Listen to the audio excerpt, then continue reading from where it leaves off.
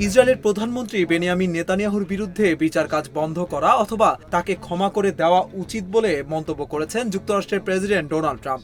কাতার ভিত্তিক সংবাদ মাধ্যম আল জাজিরা জানায়, দুর্নীতির অভিযোগে ইসরায়েলের আদালতে নেতানিয়াহুর বিরুদ্ধে বিচার চলছে। সেদিকে ইঙ্গিত করেই ট্রাম্প একথা বলেন।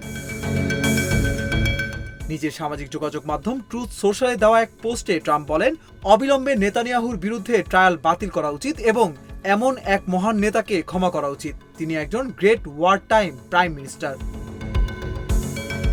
ট্রাম্প আরও বলেন, আমি জানতে পেরেছি নেতানিয়াহুকে সোমবার আদালতে হাজির করা হতে পারে। তিনি ইসরায়েলের জন্য এত কিছু করেছেন, অথচ তার বিরুদ্ধে এ ধরনের একটি উইচ হান্ট আমার কাছে অকল্পনীয়।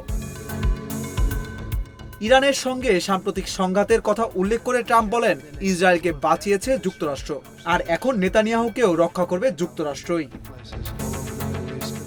ধারণা করা হচ্ছে ট্রাম্প তার ঘনিষ্ঠ মিত্র নেতানিয়াহুকে রাজনৈতিকভাবে রক্ষা করতে চাচ্ছেন। এমন সময় তিনি এটা করছেন যখন নেতানিয়াহুর সরকার ইসরায়েলের অভ্যন্তরে ও আন্তর্জাতিক অঙ্গনে ব্যাপক সমালোচনার মুখে রয়েছে। 2019 সালে ঘুষ, জালিয়াতি ও আস্থা ভঙ্গের অভিযোগে নেতানিয়াহুর বিরুদ্ধে অভিযোগ গঠন করা হয়। 2020 সালে মামলার কাজ শুরু করা হয়। 3টি আলাদা মামলায় তাকে অভিযুক্ত করা হয়েছে। অবশ্য সব অভিযোগ অস্বীকার করে নিজেকে নির্দোষ দাবি করেছেন নেতানিয়াহু।